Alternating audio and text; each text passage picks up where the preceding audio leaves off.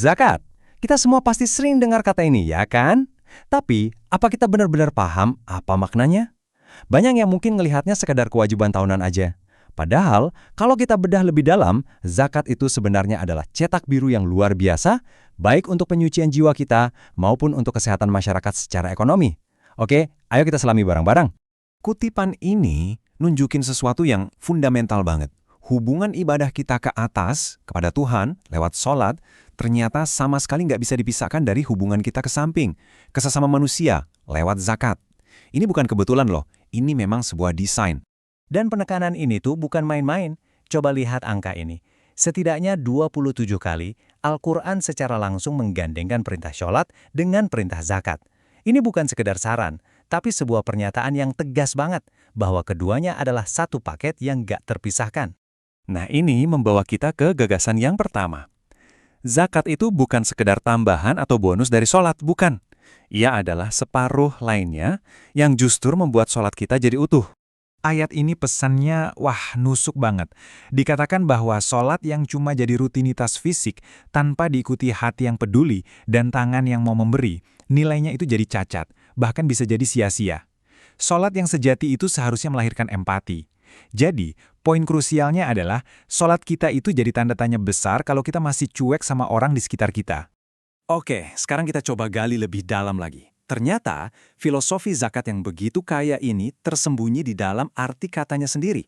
Jadi kata zakat ini ternyata punya dua makna inti dan keduanya ini saling nyambung untuk menunjukkan apa sih tujuan utamanya? Makna yang pertama adalah menyucikan. Maksudnya, zakat itu membersihkan jiwa kita dari penyakit-penyakit hati. Ya taulah, serakah, kikir, dan cinta dunia yang berlebihan.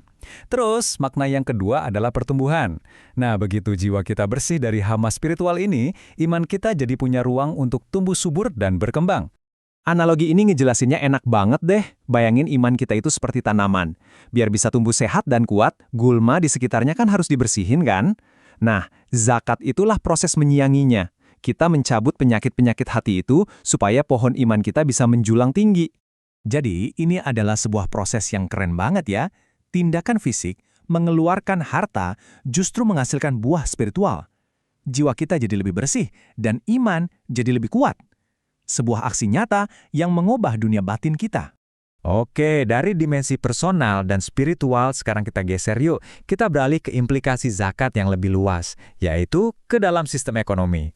Analogi utamanya begini. Dalam sebuah masyarakat, uang itu ibarat darah di dalam tubuh kita. Dia nggak boleh diam. Dia harus terus mengalir untuk memberi kehidupan pada setiap organ masyarakat.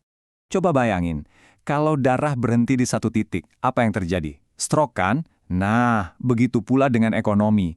Ketika kekayaan cuma numpuk di segelintir orang dan nggak beredar, ya terjadilah stroke ekonomi. Sebaliknya, sirkulasi yang lancar berarti kesehatan bagi seluruh sistem. Nah, disinilah fungsi zakat sebagai jantung dari sistem ini.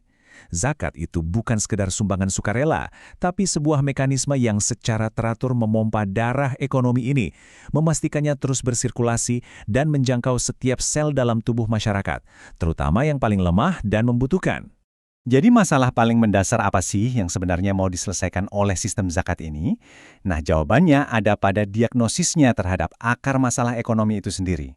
Coba deh kita bandingkan. Fokus ekonomi modern itu kan seringkali pada produksi dan konsumsi. Gimana caranya bikin lebih banyak barang, dan gimana caranya mendorong orang buat beli lebih banyak. Sementara itu, perspektif Islam melihat masalahnya di tempat lain. Bukan soal kurangnya barang, tapi soal pembagiannya yang nggak adil.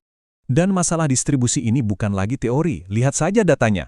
Hampir semua kekayaan dunia, kita bicara sekitar 99%, itu terkonsentrasi di tangan segelintir orang. Mungkin cuma 1-2% populasi.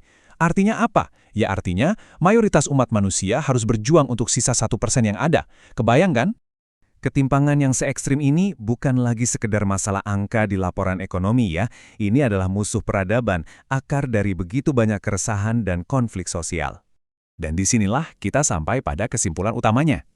Zakat itu bukanlah sekedar tindakan amal individu, tapi sebuah sistem yang memang dibangun untuk secara aktif melawan ketidakadilan ini. Kondisi ketidakadilan ini, dalam Islam, punya istilahnya sendiri, zalim. Maknanya dalam sekali, menempatkan sesuatu bukan pada tempatnya yang semestinya.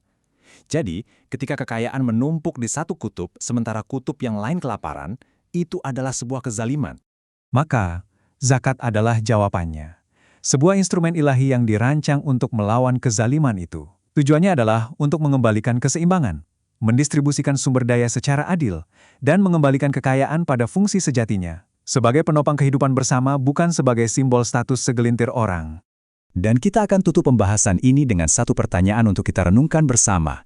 Kalau ibadah vertikal kita tujuannya untuk memperbaiki hubungan dengan Sang Pencipta, dan ibadah horizontal kita untuk memperbaiki hubungan dengan ciptaannya, pertanyaannya, mungkinkah iman kita disebut utuh jika salah satunya timpang?